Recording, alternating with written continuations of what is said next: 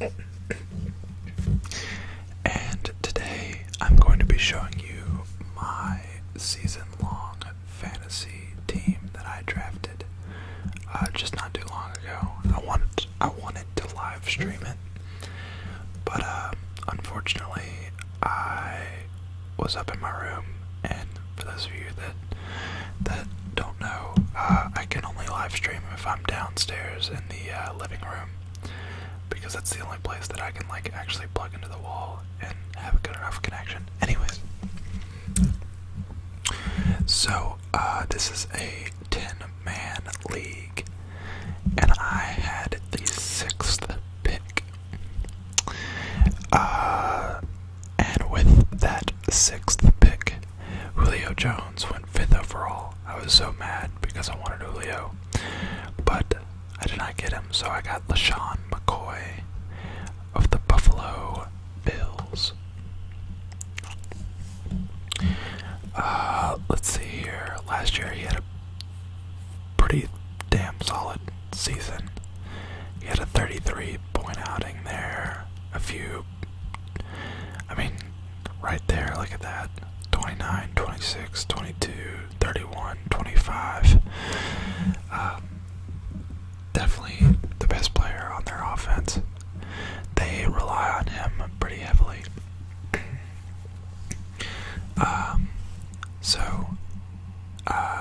I can't remember who else was available during that time. But yeah, that's who I got. I went into this draft with the intention of getting 2 running backs very early, and that's what I did.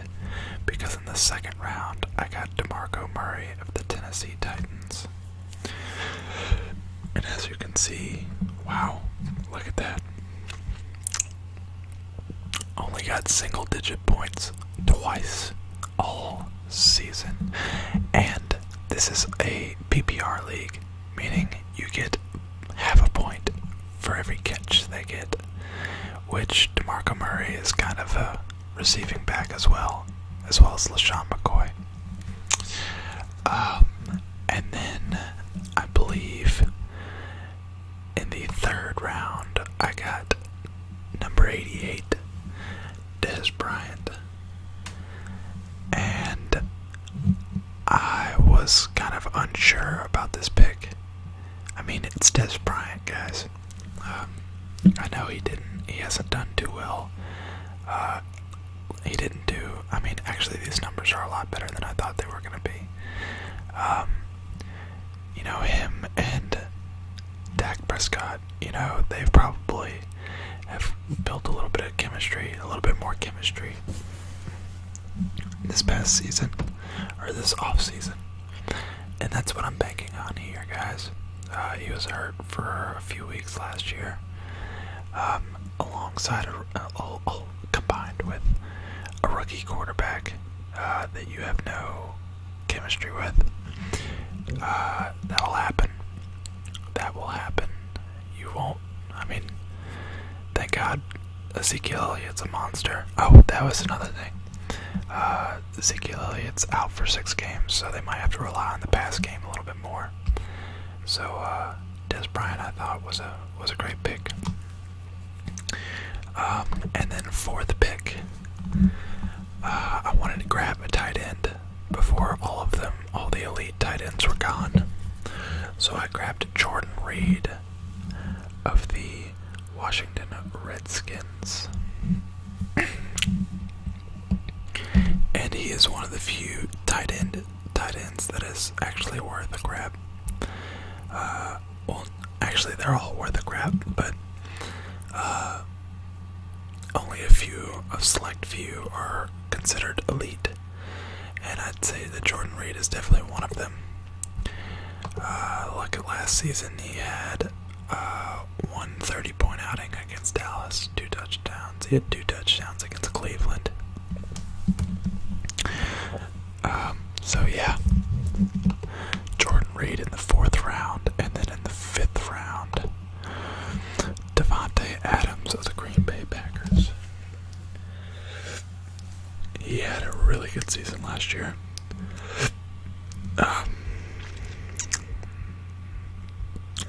last year, it was fair to wonder if Adams was a bust following an injury-plagued and underwhelming 2015, which he barely caught half of the balls thrown his way and averaged a horrific 5.4 yards per target. I mean, he's got Aaron Rodgers throwing to him, guys. He will have although I might need to take him out for week 1. Maybe put in Tyler Lockett, Seattle, wide receiver, which would pair him with Russell Wilson. Anyways, okay.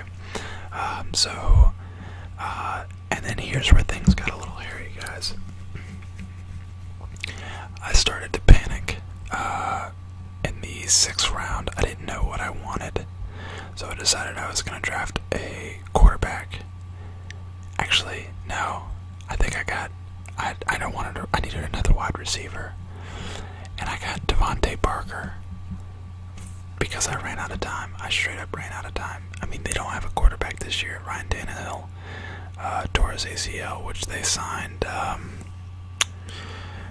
What's his name? The Bears quarterback. He's not very good. Oh, I forgot his name. I forgot his damn name. He's so. I mean, he's got his name carries some weight, but he's just not good. But Devontae Parker, I got him, and then I got Deshaun Jackson. For whatever reason, I ran out of time on both these picks, and I was not who I really wanted. There was no one that I wanted, so I just kind of picked somebody. But Devontae Parker of the Miami Dolphins and Deshaun Jackson of the Tampa Bay Buccaneers. I got them back to back, I believe. And then I think I got Russell Wilson, which would have been in the 8th round, maybe 9th round. I don't remember. Again, I was running out of time, and I knew I needed a quarterback, so I just went and grabbed him. He was the top available quarterback at the time, and I do like, Cam Newton was still there, and I'm a Falcons fan, so I just can't, and I just hate Cam Newton, even though he's probably the better pick. But who knows? Russell Wilson's got a better team, so I picked Russell Wilson, and then I believe after that I got Justin Tucker, who is definitely the best kicker in the NFL right now. He kicked, I think, he kicked like a 70-yard field goal in practice or something like that. I can't remember. It went viral last year. What else, guys?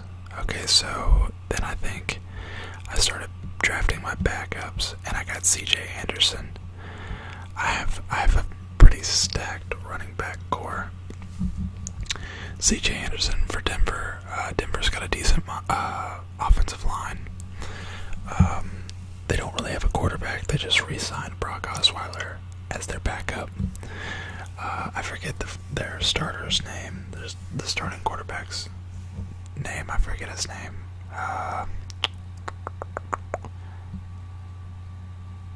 Shoot. I literally just drafted. I saw his name, and I can't remember it. Anyways, it's not important. Denver's going to have to rely a lot on their run game this year. So I figured I'd pick up CJ Anderson. He's a good running back too. They also get him involved in the pass game. All my running backs besides Eddie Lacy are involved in the pass game. Speaking of which, Eddie Lacy is with the Seattle Seahawks, and looking at his little description here, I mean, when he was healthy before he went down with his ankle injury, he averaged 5.1 yards per carry, which was 10th in the NFL. 2.8 yards after contact, which was 2nd in the NFL.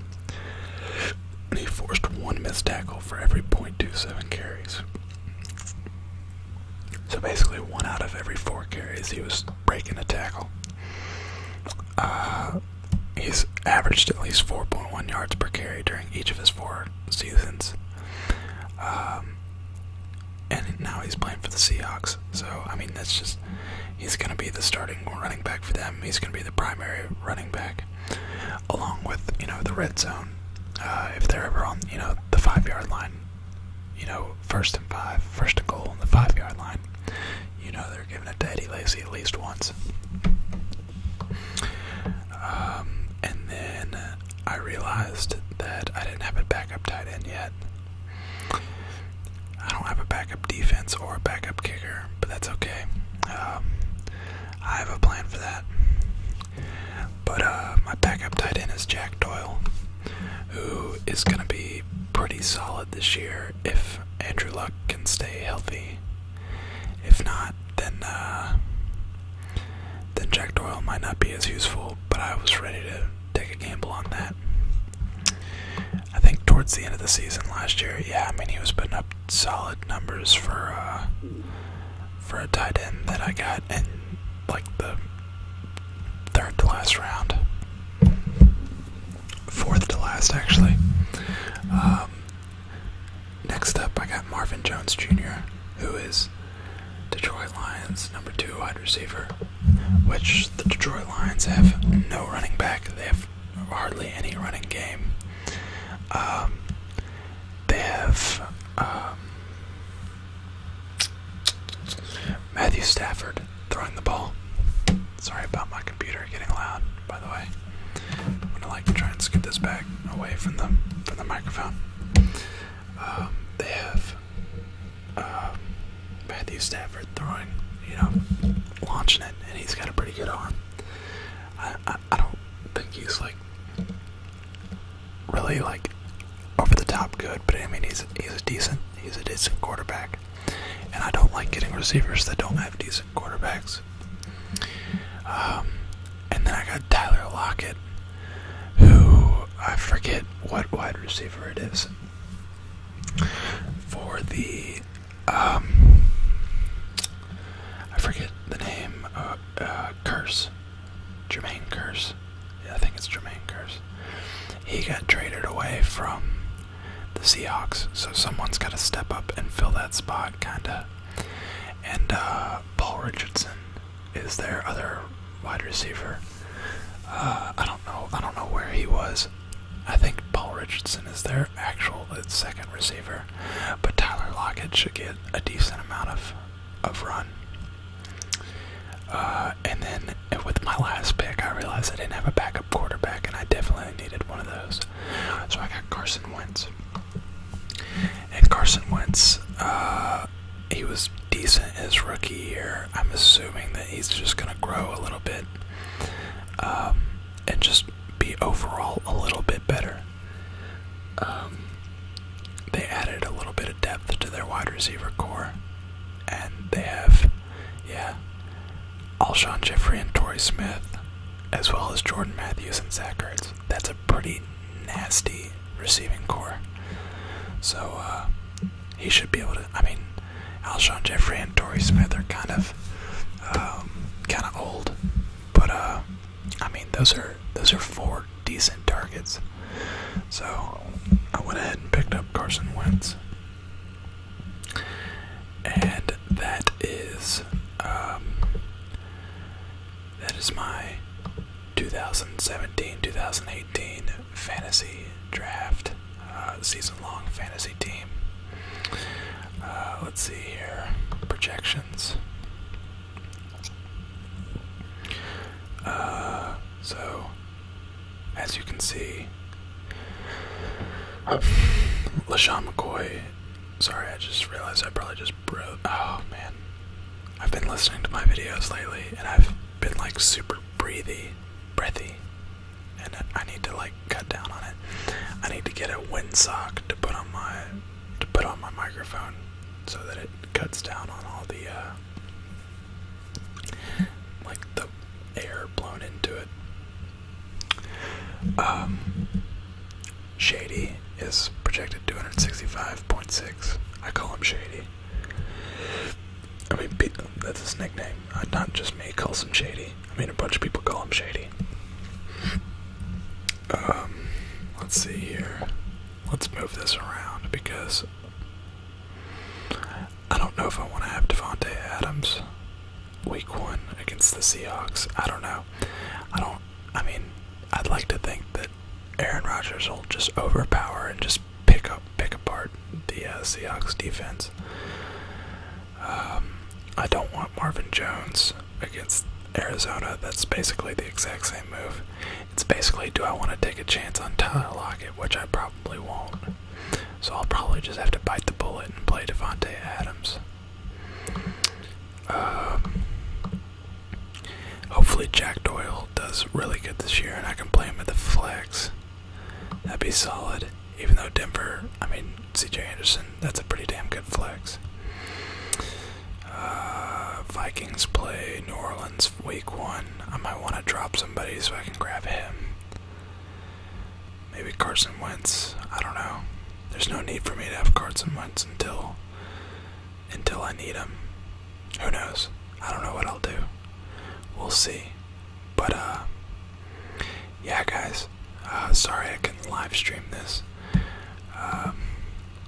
Schedule ranks. Yeah, so sorry I couldn't live stream this for those that were excited to see a live stream of a draft. It just didn't work out really. So I apologize for that.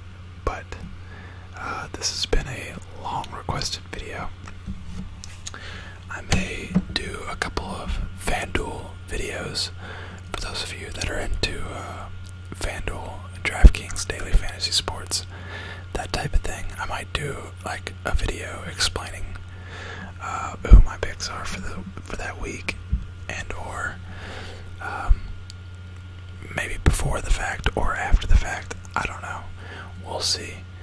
But yeah, that's gonna do it for this video, guys. If you enjoyed this video, please give it a thumbs up. If you're new to the channel, hit that subscribe button and join my ASMR family / community. I still don't know what to call you guys, by the way. Maybe you guys just don't have a name. It's alright. It's not a big deal. It's kind of corny anyways. Yeah, but if you haven't subscribed, go ahead and hit subscribe. I do a lot of gaming, sports gaming on my channel. So, yeah, that's gonna do it, guys. So, if you're watching this during the day, then have a relaxing rest of the day. And if you're watching this at night, then have a great